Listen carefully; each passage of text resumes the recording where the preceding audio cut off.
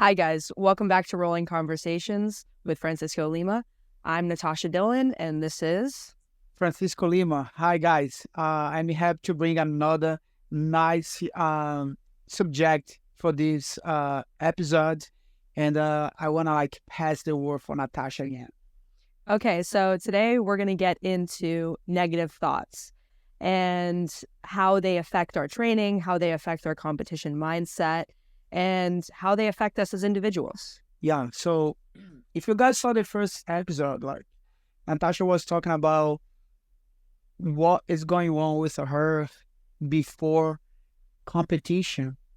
All these negative thoughts about I'm not good enough, I'm not gonna win, this is too hard. But in reality, this is only one part of the situation, right? The thoughts that happen with us. But in reality, we have those thoughts every single time, right? And then what the most people they don't know about it is those thoughts, it became addicted. It's like habit.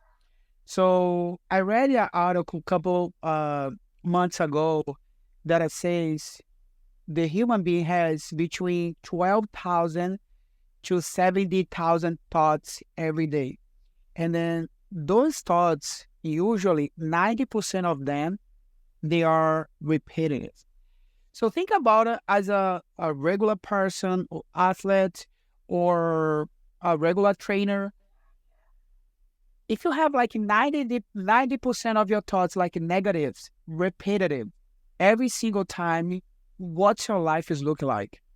What are you going to accomplish? What are you going to have? So it's really damage for a personal life, and it's really damage for athletes in general. So it's really important we have understand how we can control those thoughts. This thought is gonna build in my life. This thought is gonna bring it to me what I'm looking for. This thought is gonna give to me constructive actions so I can accomplish my dreams, or just thoughts is gonna give me anxiety, anxious, stress, and then of course depression is gonna be the ultimate feeling, because right now your life work as a loop. Every day wake up, you go for your training, you think you're never enough, you think you're never good, or wake up as a regular person, you go to the job, if the job's no good, you feel like your life's no change. What's gonna look like for you? Yeah, I think that's a really powerful insight. I think one of the more important ways of thinking about this is to reframe those negative thoughts.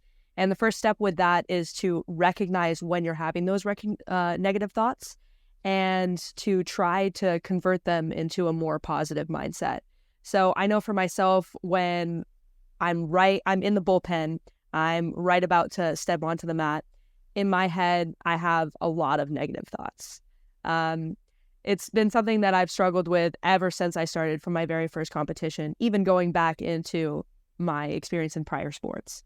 But one thing I have to tell myself is when I'm having a negative thought that, oh, I'm not good enough, I'm not ready, I don't know why I'm here, I have to go back to the other side of things and flip it and reframe that in my mindset that, no, I train every single day, I'm prepared for this, I have people that support me, and regardless if I win or lose, they're going to be there for me.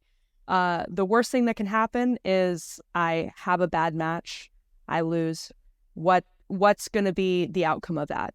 Nothing. I go back to training, I work on the next one, and everything's going to be fine. It's awesome, how most of people, they already understand, as a Natasha, how to be aware about what kind of thoughts you have. It's really important you understand, if you're not aware about what you think, as I said before, your life is going to be a loop, because you just repeated things. As I said before, 90% of your thoughts going to be negatives, repetitive. So what you said, that's really powerful. You got to be aware, you got to pay attention what kind of thoughts you have, so you can reframe and they start having positive thoughts. You got to change the habits of one to another.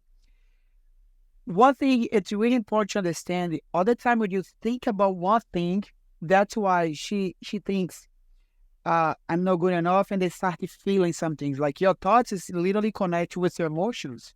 So we are the first sense of the human being, it's like feeling, right? So you feel happy, you feel sad, you feel excited, you feel whatever it is. So if you think about one negative thought, these negative thoughts are gonna be like bring to you one type of feeling, and that this like feeling is gonna bring your energy in a really low state. So what happened when you really low? You don't wanna do anything. You just wanna keep it there because right now you cannot come back. So, and then the power you have as a human being with this energy, that's the energy you're going to be able to bring you and make you feel, and then realize you can be the champion. You can be successful as a doctor. You can be successful as a professor. You can be successful as a businessman. So, like, this energy, that's what make your life become a reality. When your energy low is really low, nothing's gonna change. So always you're gonna like bring your energy in the high level. So your action is gonna be towards what you dream of. All right. Yeah, building off of that and connecting that to what I was saying about reframing your mindset. Obviously, when you're going into a tournament setting, you're going to have a physiological response, right?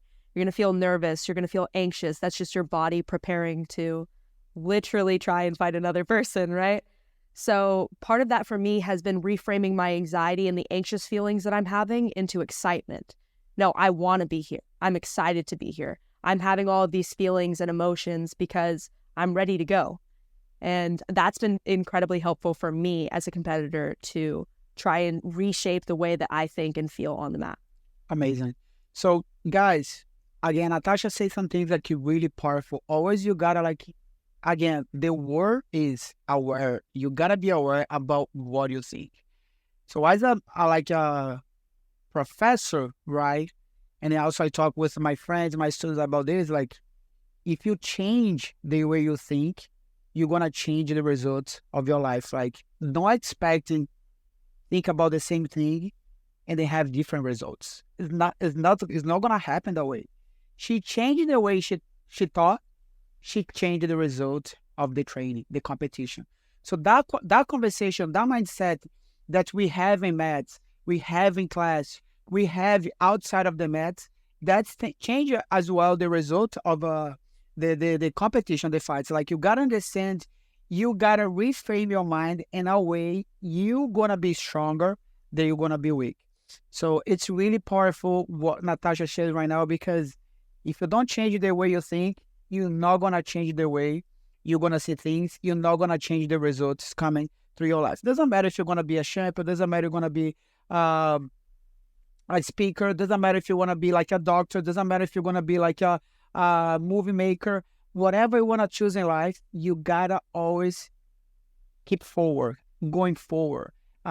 Think in a positive way, because the struggle is gonna be there all the time. Like, it's gonna sub to you. If you want to stop when you see like a problem, you're gonna keep on going. Yeah. And then going beyond the perspective of a competitor, can you talk a little bit about what it's like to be a professor and coach the mindset of this? Because I know we've had conversations about the subconscious and the way that you as a leader can help your athletes feel like they are champions, that they can accomplish more. Can you speak a little bit more about that? So Okay, we're back. So our camera overheated a little bit, so let's get right back into this. I believe I was asking you a question about shifting the perspective away from the competitor's mindset and into your mindset as a professor, in shifting your students' negative thoughts into positive ones so that they can achieve their goals on the mat. So that's like an important question. Also, Natasha. So as a professor, I need to work on their mindset, because I was athlete before. I know how to feel, and then I need to shift that feeling, right? And then I give the messages like often and the dailies, and then about how good you are, how your technique is, how you're strong. I like always I try give them positive like feedbacks about what they are, what they do, what they are doing, so they can feel, and they like remember your first like experience. It's feeling, right? So like whatever you think, you start to feel immediately because it's like your connection. So if I can tell them they are handsome, they are feeling handsome. If I can tell them they are like strong, they start to like feel strong. I try create a strong mindset when they go for competition. They are truly believed in what they are. So it's not because I'm like making lies. They are really good, but I'm also building up a strong mindset that they cannot have any doubt of themselves when they're in competition. And of course, training, studying, and the competition is gonna be just the final, if I wanna put like the way, the final test about everything they've been working. Yeah, that's really insightful. And thinking back to it, when I first started, my first couple of months, that's exactly what you did for me. So, as a white belt, a new beginner, especially in this sport, you know nothing and you have no confidence in your abilities whatsoever because the world of jiu-jitsu is so vast and there's so many facets and things to learn that as a beginner, you can find yourself feeling quite lost. But I remember we had many conversations. You had them with me and other students after class talking about how if we wanted to compete, we could, and we could be successful. That you saw in us the ability, the talent to be good as long as we kept working, right? Because before you enter competition, before you start that journey, you have no understanding of what it's going to be like. You have no accolades, you have no medals because you haven't won anything, you haven't started anything. So there's nothing to build your confidence off of except for what you do in the training, right? Eventually, after you've been competing for a while, if you have a few medals, you can look at that and be like, oh, I've accomplished this before, I can do it again.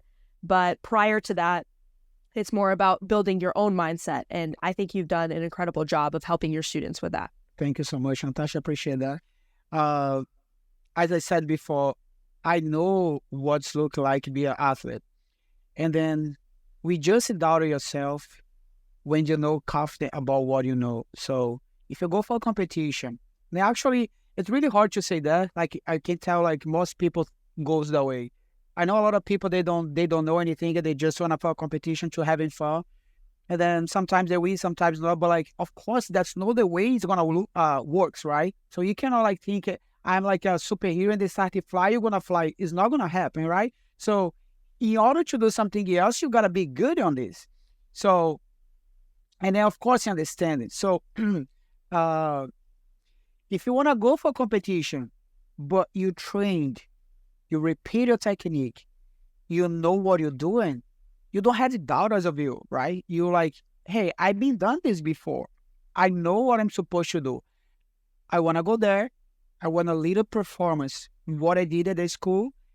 And then I'm going to win most likely because I'm putting work. So be confident about what you know, what you've been doing, or what you've been done.